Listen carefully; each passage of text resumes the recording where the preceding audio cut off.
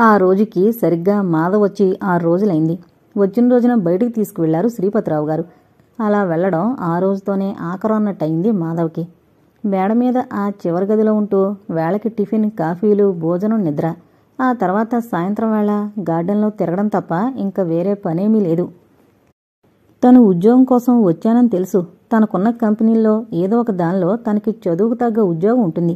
మరి ఇన్ని రోజులు తనని ఊరికే కూర్చోబెట్టడంలో గల అర్థమేమిటో బోధపడలేదు మాధవ్కి. శ్రీపతిరావు గారు రాత్రులు చాలా లేటుగా రావడంతో తను అప్పటికి నిద్రలో ఉండడం, తిరిగి తను స్నానం చేసి బట్టలవి వేసుకునే టైంకి రంగన్న టిఫిన్తో రూంలోకి వచ్చేవాడు. కిందకొచ్చేవాణ్ణిగా అన్నాడు 7వ రోజు ఉదయం. అయ్యగారు చీకటితోనే బయటికి వెళ్ళిపోయారు. కిందకి రమ్మనంటే మీరు సిగ్గుపడతారని అమ్మగారు మేడ మీదకే తీసుకెళ్ళమంటున్నారు అన్నాడు రంగన్న. ఇన్ని రోజుల నుంచి రంగన్నని ఏదో ఒక విషయం అడగాలనిపించేది. ఇలా నౌకర్లను అడిగితే చాలా ప్రమాదం ఉంటుంది. మనం ఒకటి అడిగితే యజమాని మెప్పు పొందడానికి మరో 2 విషయాలు అదనంగా చేర్చి చెప్తారు. దాంతో వారి మనసులు గాయపడి ఎంత ఆప్తులైనా యావగించుకుంటారు. ఆ రోజున నిజంగానే విసుగు కలిగింది. ఇంకా ఆ గదిలో ఉండబుద్ధి కాలేదు. ఆ 4 గోళ్ల మధ్య బంధితుడైనట్లుంది మాధవ్ పరిస్థితి. తనతో చదివిన వాళ్ళెవరన్నా ఉన్నారేమోనని డైరీ తిరగేశాడు పేరు, అడ్రస్ కోసం. David Billy, chilli wholesale merchant, Osmanganj, Hyderabad అని చదివి తేలిగ్గా నిట్టూర్చాడు మాధవ. తనకిక్కడ ఒక్క స్నేహితుడైనా లభించినందుకు. బీకాంలో తను, డేవిడ్ క్లాస్మేట్స్. కులాలు, మతాలు వేరైనా స్నేహానికి వడ్డు రాలేదు. ఇద్దరి మధ్య అరమరికలు ఉండేవి కావు. తండ్రి వ్యవసాయ కూలీ అవడం వలన చదవాలన్న పట్టుదల డేవిడ్కి ఉన్నందువలన ఎలాగో కష్టపడి బీకాం వరకు చదవగలిగాడు. ఇంకా ఆ పై చదువు చదవగలిగే శక్తి డేవిడ్కి ఉన్నప్పటికీ అంత స్తోమత ఆ తండ్రికి లేకపోవడం వలన హైదరాబాద్ వెళ్లి ఉద్యోగం వెతుకుంటా అని చెప్పి వెళ్లిన తర్వాత తన అడ్రస్తో ఉత్తరం రాశాడు. ఆ అడ్రస్సు తను జాగ్రత్తగా డైరీలో నోట్ చేసుకున్నాడు. కలుసుకుని కూడా 2.5 సంవత్సరాలైంది. ఇప్పుడు అక్కడే పనిచేస్తున్నాడో లేదో తెలుసుకోవాలంటే తను వెళ్లి వాకప్ చెయ్యాలి. అలా అనుకున్న మాధవ టిఫిన్, కాఫీ తీసుకున్న తర్వాత ఉన్న వాటిల్లో మంచి బట్టలు వేసుకుని కిందకి దిగొచ్చాడు. హాల్లోనే ఉన్న జగదాంబ మాధవని చూసి అడిగింది, ఎక్కడికైనా వెళ్లాలా? అవునండి, బీకాంలో నేను, డేవిడ్ క్లాస్మేట్స్మి. అతను ఉస్మాన్గంజ్లో ఉద్యోగం చేస్తున్నాడు. అతన్ని కలిసి వస్తాను. నీకు రూటు తెలియదుగా? రిక్షా అతనికి చెప్తే అతనే తీసుకువెళతాడు. అంత శ్రమదేనికి? కారులో వెళ్ళి రాకూడదు? డ్రైవర్కి హైదరాబాదు, సికింద్రాబాద్ అంతా తెలుసు. డ్రైవర్ అని పిలిచింది. కారిడార్లో కారు దగ్గర నిలబడున్న డ్రైవర్ జగదాంబ పిలుపు వినిపించగానే చొప్పున లోపలికొచ్చాడు. అడ్రస్ చెప్తాడు మాధవరావు, అక్కడికి తీసుకువెళ్ళు. త్వరగా వచ్చేయండి. వారొచ్చేసరికి ఇంట్లో ఉండకపోతే ఏమైనా అనుకుంటారు. అదీగాక ఈరోజు నీతో కొన్ని విషయాలు మాట్లాడాలంటున్నారు అంది జగదాంబ. ఆ మాటతో ఎంతో సంతోషించాడు మాధవ. ఇన్ని రోజులకి శ్రీపతిరావు గారికి తనతో మాట్లాడాలనిపించింది కాబోలు. ఈ మాట్లాడేది తన ఉద్యోగం గురించే అయ్యుంటుంది అనుకుని త్వరగా వచ్చేస్తానండి అన్నాడు ఎంతో వినయంగా. జవాబుగా చిరునవ్వు నవ్వింది జగదాంబ. డ్రైవర్ వెనకనే కారిడార్లోకొచ్చి తనే డోరు తెరుచుకుని ముందు సీట్లో కూర్చున్నాడు మాధవ. రోడ్డు కిరువైపులో ఉన్న షాపింగ్లను చూస్తుంటే హఠాత్తుగా గుర్తుకొచ్చింది మాధవకో విషయం. అడగకూడదని అనుకున్నాడు గాని ఇంకా ఆపుకోలేకపోతున్నాడు. ఏ అడ్రస్కి వెళ్లాలండి అని అడిగాడు డ్రైవర్. చెప్పాడు మాధవ. ఒక్క క్షణం ఇద్దరి మధ్య మాటలు లేవు. చివరికి మాధవే ఎత్తాడు. శ్రీపతిరావు గారికి పిల్లలు లేరా? లేకేమండి. ఎంతమంది ఉన్నారనేసరికి ఆసక్తి కలిగింది మాధవ్కి. ఒకే ఒక్క అమ్మాయి, పేరు దేవకి.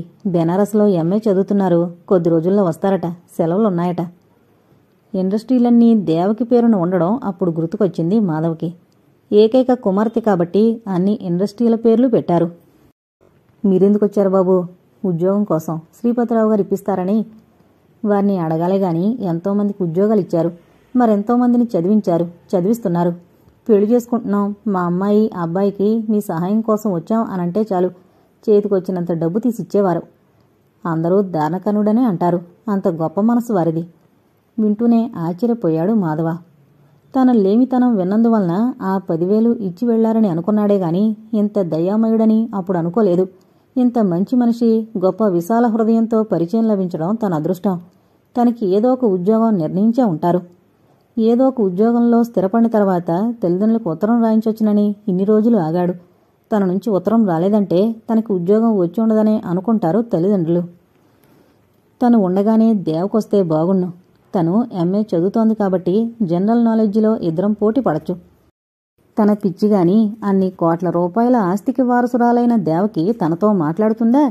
అసలు తన వైపుకి కన్నెత్తి చూస్తుందా? తన కంపెనీలో అనేక మంది వర్కర్స్ పనిచేస్తున్నారు. అందులో తననొకడిగా జమకడుతుందే గాని స్నేహంగా ఎందుకు మాట్లాడుతుంది? ఇలా తనలాంటి వాడితో మాట్లాడితే తన ప్రెస్టేజికి భంగకరంగా కూడా భావిస్తుంది.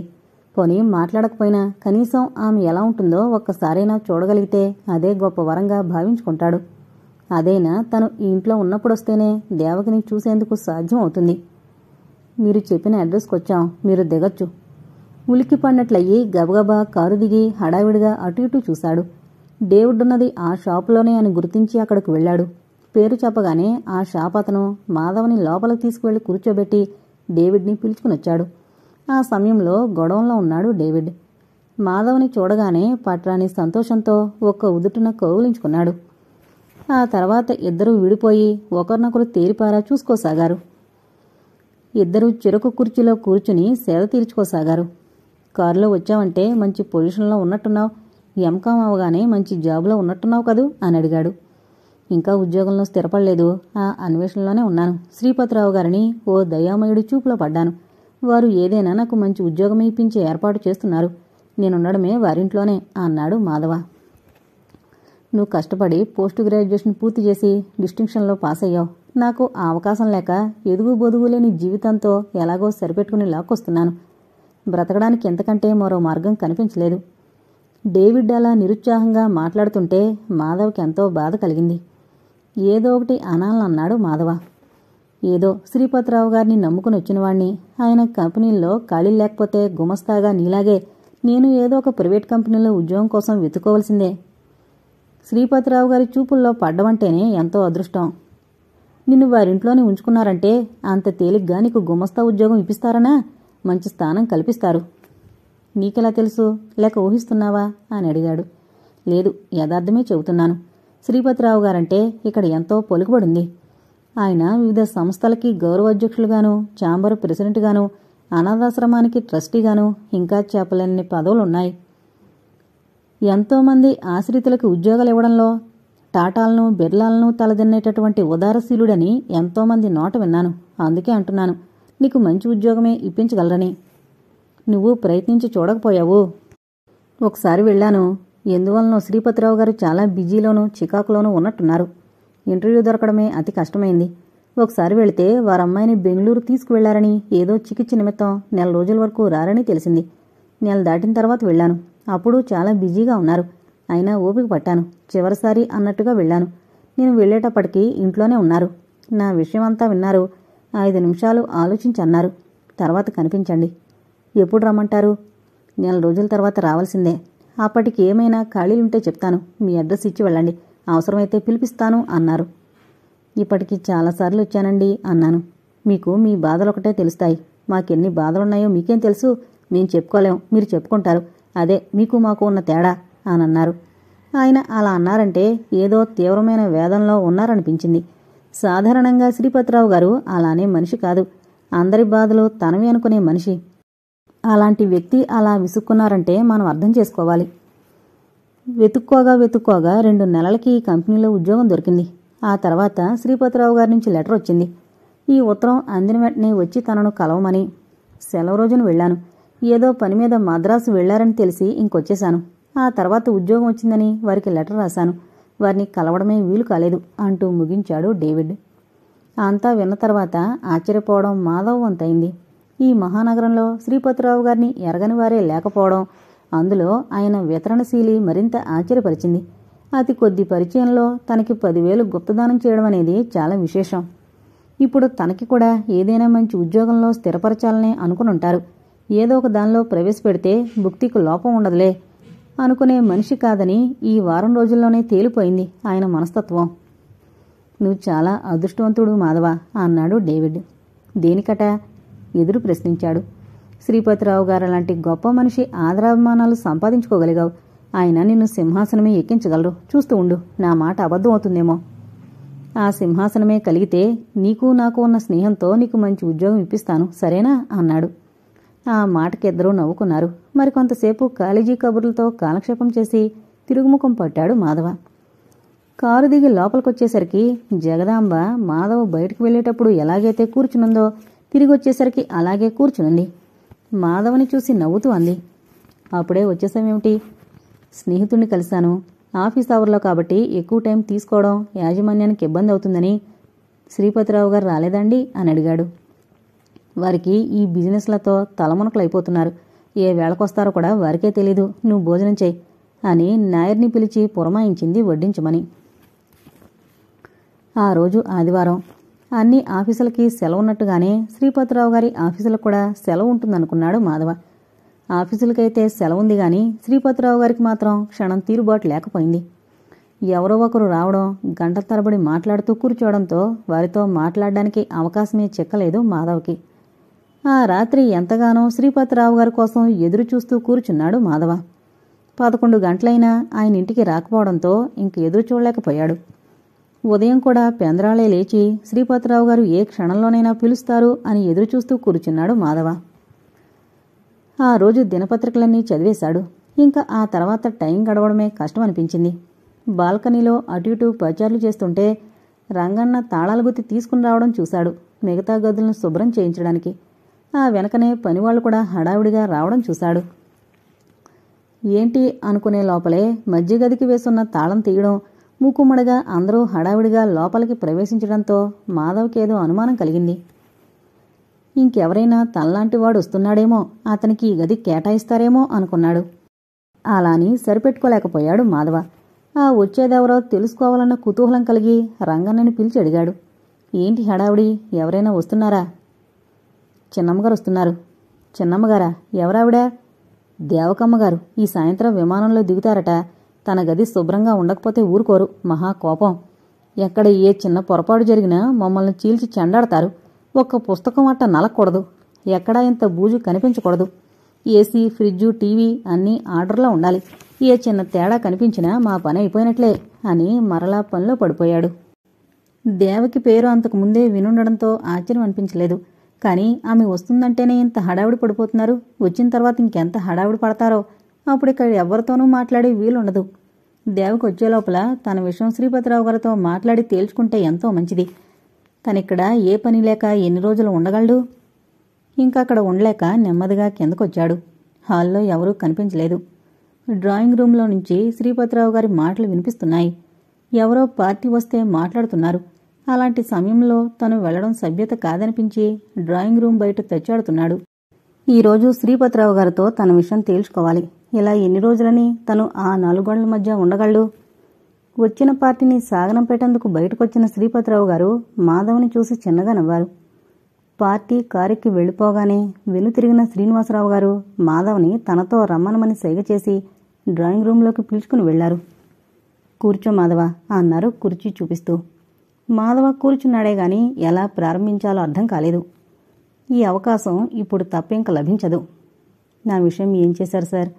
వచ్చి కూడా వారం రోజుల పైన అవుతోంది అని అడిగాడు ధైర్యం చేసి.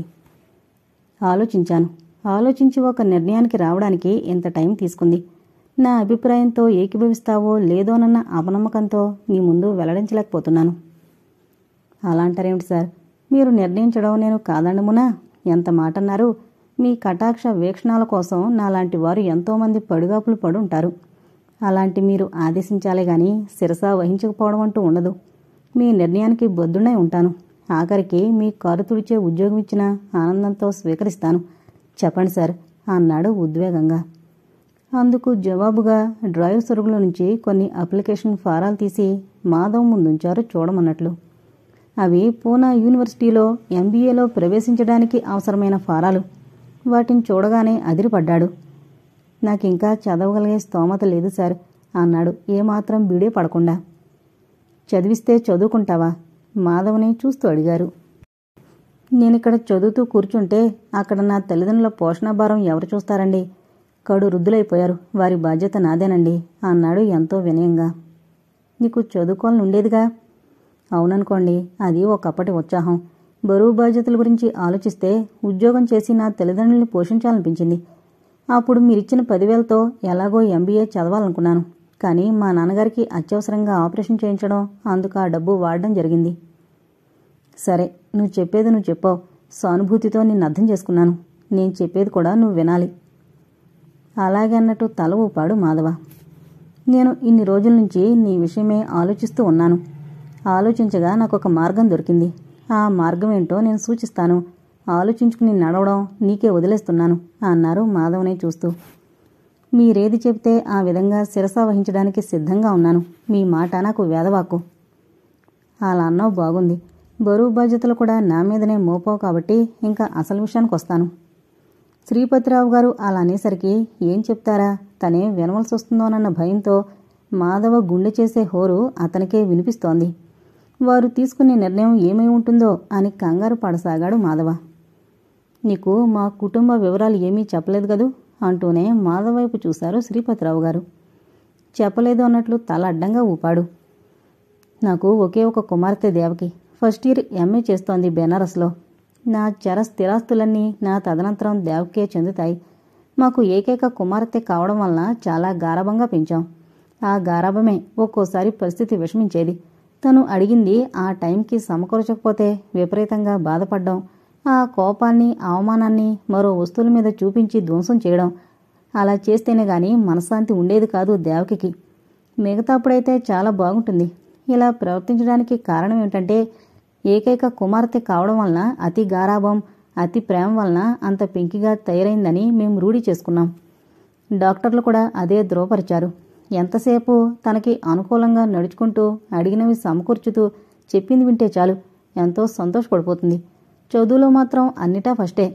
అప్పుడప్పుడు ప్రదర్శించే ఆ పెంకితనమే మాకు బాధ కలిగిస్తోంది అంటూ ఆగారు శ్రీపతిరావు గారు. తను ఉద్యోగం సంగతి అడుగుతుంటే ఈయన తన కుటుంబ వ్యవహారాలు చెప్తారేమిటి అనుకున్నాడు.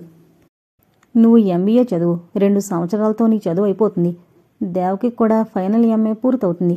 దేవకిని నీకిచ్చి వివాహం చేయాలని, ఈ కంపెనీలన్నింటికీ ఎండీగా చెయ్యాలని, ఎల్లరకం ఉంచుకోవాలని నిర్ణయానికి వచ్చాను.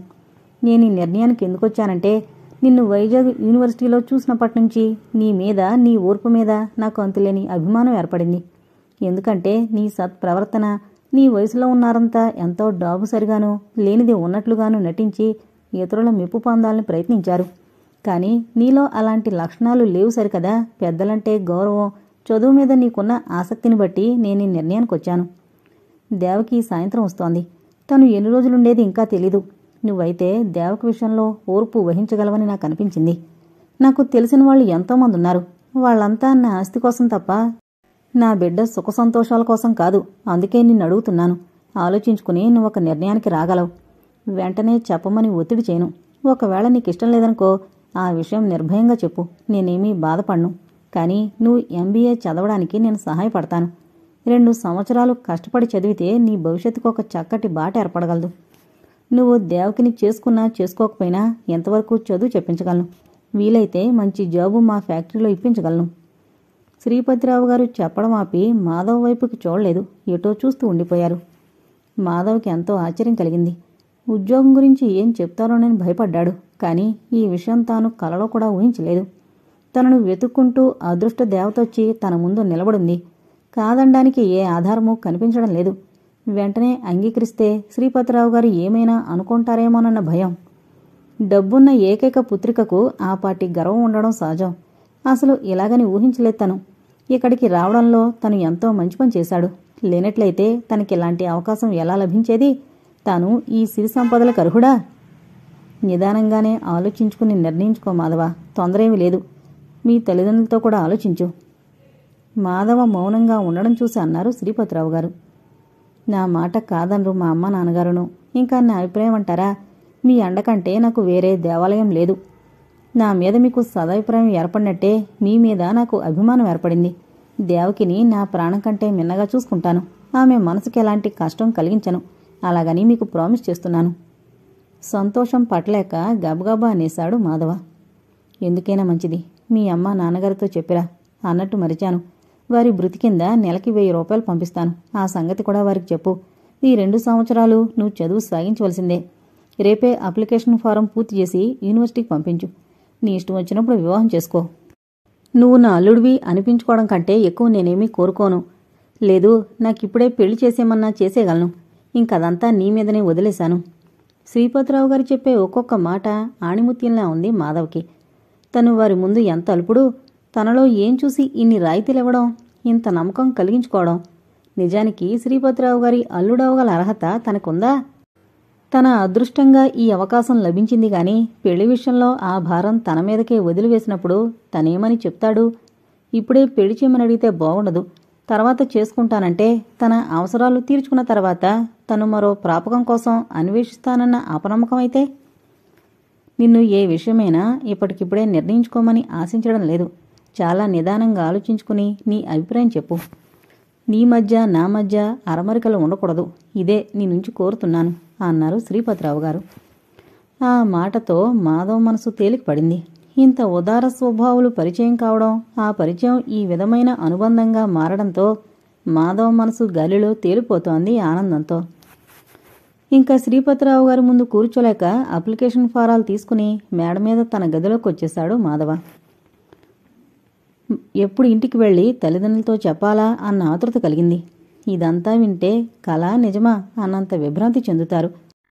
ప్రత్యక్షంగా విన్న తనకే ఎంతో ఆనందం కలిగిస్తే తనను కన్నవాళ్లు తన అదృష్టానికి ఇంకెంత సంతోషిస్తారో. నెలకి 1000 రూపాయలంటే మాటలేనా?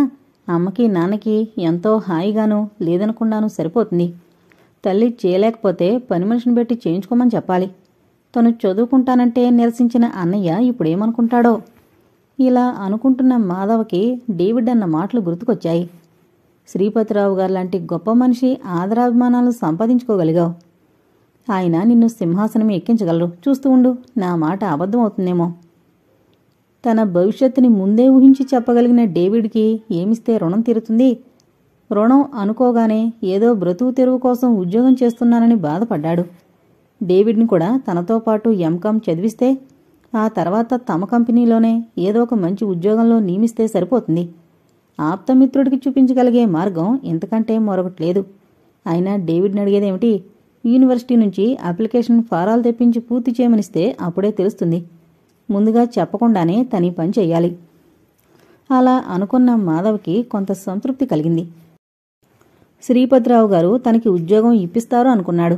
అందుకే తన వ్యాపార సంస్థలన్నింటినీ చూపించినప్పుడు దాని అర్థం ఇది అని అనుకోలేకపోయాడు. ఈ విషయం వింటే తల్లిదండ్రులు ఎంతగా ఆనందిస్తారో, తనెంత అదృష్టవంతుడని ఉప్పొంగిపోతారో మాధవ్ ఊహకే అందడం లేదు. తన నిర్ణయం వెంటనే చేపియాలన్నంత ఆతృత కలిగింది. కానీ శ్రీపతిరావు గారు ఏమనుకుంటారో అన్న సంశయంతో తను ఆగిపోయాడు. మిమ్మల్ని అయ్యగారు రమ్మంటున్నారు అంటూ వచ్చాడు రంగన్న. ఏమై ఉంటుందా అనుకుంటూనే వెంటనే కిందకొచ్చాడు. అప్పటికే శ్రీపతిరావు గారు కారిడార్లో ఉన్న కారు దగ్గర నిలబడున్నారు. మాధవ్ని చూడగానే చిన్నగా నవ్వుతూ కారు ఎక్కమని సైగ చేసి తను ముందు ఎక్కి కూర్చున్నారు.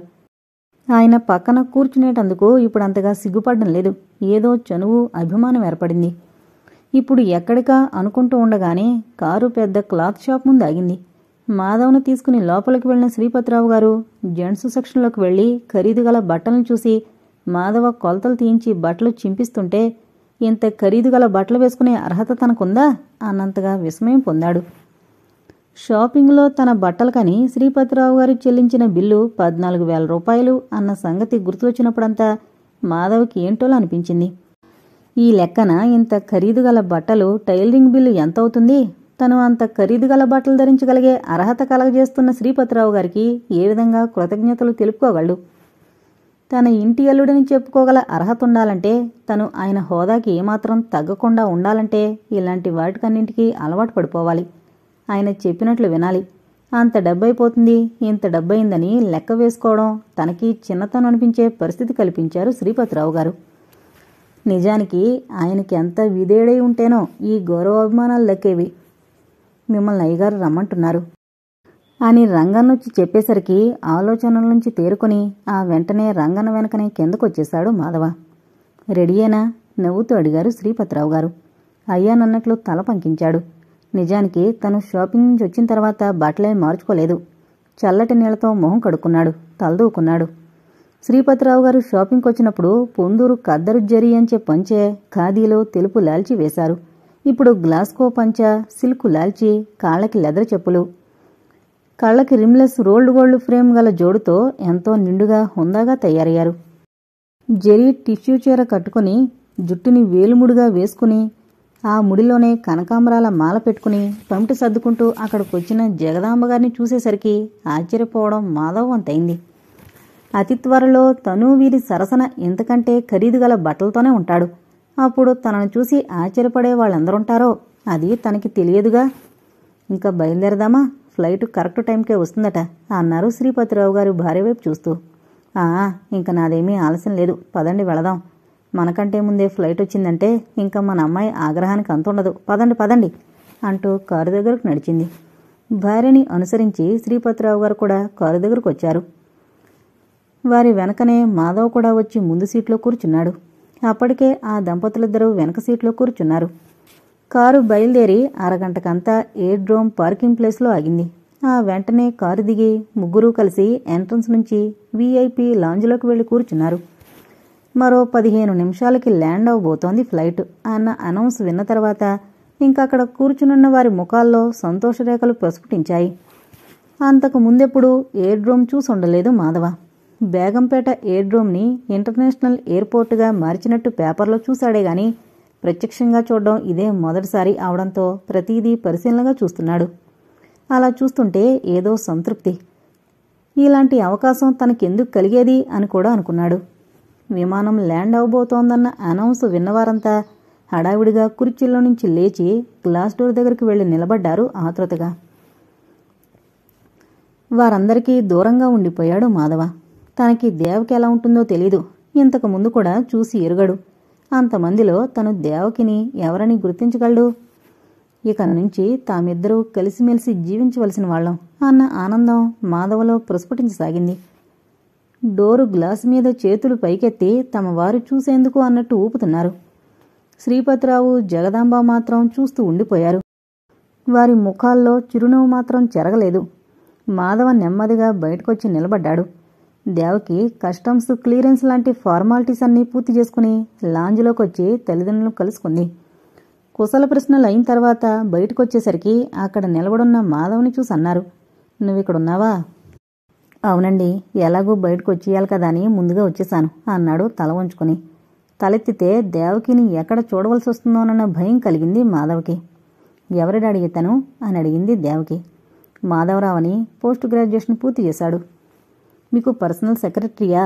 తండ్రిని అడిగింది దేవకి. కాదు, చాలా చాలా ముఖ్యమైన బంధువు. తండ్రి అలా అనగానే దేవకి ఎంతో నొచ్చుకుంది.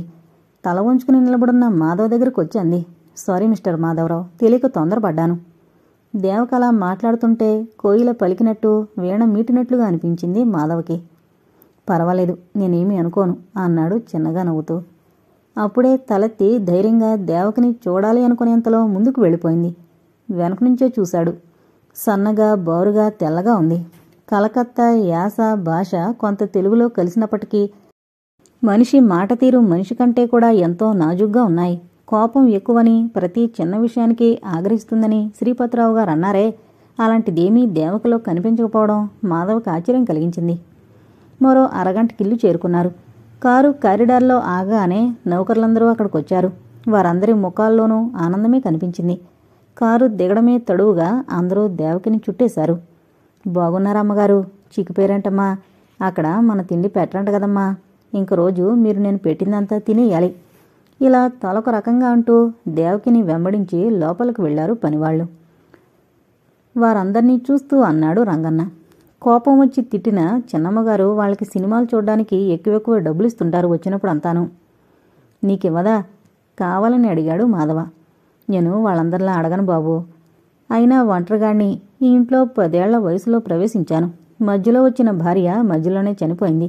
ఈ శేష జీవితం కూడా ఈ అయ్యగారి చేతుల మీదుగానే ముగిసిపోవాలనుకుంటున్నాను. నేనసలు సినిమాలు గట్రా చూడను బాబు. రంగన్న సమాధానం మాధవ్కి సంతృప్తినిచ్చింది. ఎలాంటి కోరికలు లేకుండానే బ్రతుకుతున్నందుకు.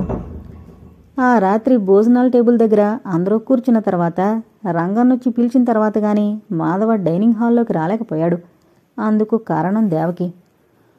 తను కారు దిగి సరాసరి మేడ మీదకు వెళుతుంటే ఆశ్చర్యంగా చూస్తూ ఉండిపోయిన దేవకిని గమనించాడు మాధవ.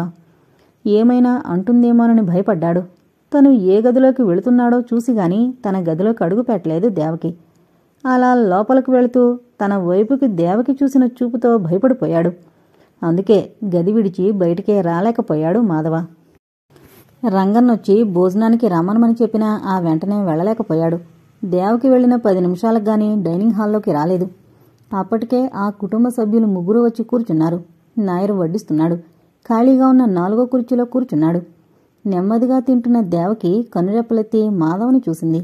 ఆ చూపులో ఎన్నో భావాలు వ్యక్తమయ్యాయి మాధవకి. తనను గురించిన పూర్తి వివరాలు శ్రీపతిరావు గారు చెప్పుండ్రు. ఇంతవరకు తనొక్కతే కావడం వలన మరొక సభ్యుడు అకారణంగా ప్రవేశించడంతో దేవకి మనస్థితి ఒక్క తల్లిదండ్రులకే అర్థమవ్వాలి. తనకి అర్థమవదు. అదేంటండి అలా కుర్చీలో ఒదిగి కూర్చున్నారు? మీరు సిగ్గుపడ్డానికి ఇక్కడెవరూ పరాయివాళ్లు లేరు. సరిగ్గా కూర్చోండి అంది దేవకి చిన్నగా నవ్వుతూ. అదేంటి మాధవ అలా కూర్చున్నావు అని అడిగారు శ్రీపతిరావు గారు. బాగానే కూర్చున్నాను కదండి. ఏమీ మాట్లాడకపోతే బాగోదని అన్నాడు. మీ యూనివర్సిటీలో ఆడపిల్లలే లేరాండి అని అడిగింది దేవకి. ఉన్నారు తలెత్తకుండానే జవాబిచ్చాడు మాధవ. మరైతే ఎందుకలా సిగ్గుపడుతున్నారు? ఇంతకుముందు మమ్మీ డాడీలతో ఉన్నారుగా. కొత్తగా వచ్చింది నేనేగా. మమ్మీ ఇక నుంచి మాధవకొక్కడికే వడ్డించండి. తను మరీ సిగ్గుపడిపోతున్నాడు అంది దేవకి సీరియస్గా. కూతురు మాటలకి శ్రీపతిరావు గారు జగదాంబలు నవ్వారు. మాధవ సిగ్గు పోగొట్టాలంటే నీకు తప్ప మరెవరికీ సాధ్యం కాదు. మనలో ఒకడి కిందగానే భావించుకోవాలి ఇక నుంచి కావాలనే అన్నారు శ్రీపతిరావు గారు. మాధవ సిగ్గుతో తల వంచుకున్నాడు. అతనికో అనుమానం కలిగింది. ఇంత చక్కగా మాట్లాడే దేవకికి ఆమెతో కోపమని అన్నారు. మరింత చక్కగా మాట్లాడుతోంది. ఆమెని అర్థం చేసుకోవడంలో పొరపడుంటారు. అసలే మాధవ మితభాషి, సిగ్గుపడే స్వభావం. మరి అంత గాబరా పెట్టేకు అంది జగదాంబ కూతురు వైపు చూస్తూ. నేను గాబరా పెట్టడానికి మాధవ చిన్నపిల్లాడే ఏంటి మమ్మీ? సరేనమ్మా, నువ్వే వెళ్లేలోగా మాధవని మనలో ఒకడుగా చనువుగా ఉండేటట్టు చూడమ్మా అన్నారు శ్రీపతిరావు గారు. ఓకే డాడీ అంటూ మాధవ్ వైపు చూసింది. ఎందరూ ఇన్ని రకాలుగా మాట్లాడుతున్నా మాధవ ఏం మాట్లాడకుండా భోజనం ముగించి మేడ మీద తన గదిలోకి వెళ్ళిపోయాడు. మాధవ దేవకిని గురించి తనలో తానే తర్కించుకోవడం ఇది 3వసారి. ఏ విధంగా ఆలోచించినా ఏమీ అర్థం కాలేదు. బాల్కనీలో అటు ఇటూ తిరుగుతున్న మాధవకి గార్డెన్లోని సిమెంట్ బెంచ్ మీద కూర్చున్న శ్రీపతిరావు గారిని దేవకిని చూశాడు. వారిద్దరూ సీరియస్గా ఏ విషయం గురించో తీవ్రంగా చర్చించుకుంటున్నారు. తనను వాళ్ళు చూస్తే బాగోదనిపించి లోపలికొచ్చాడు. తల్లిదండ్రులకు ఉత్తరాలు రాయాలనుకున్నాడు. ఏమని రాస్తాడు? తనొచ్చి 2 వారాలు దాటిపోయింది. కారణం వివరించాలి. తను ఉత్తరంలో వివరించినా ఆ ఉత్తరాన్ని మరొకరితో చదివించుకోవాల్సిందే.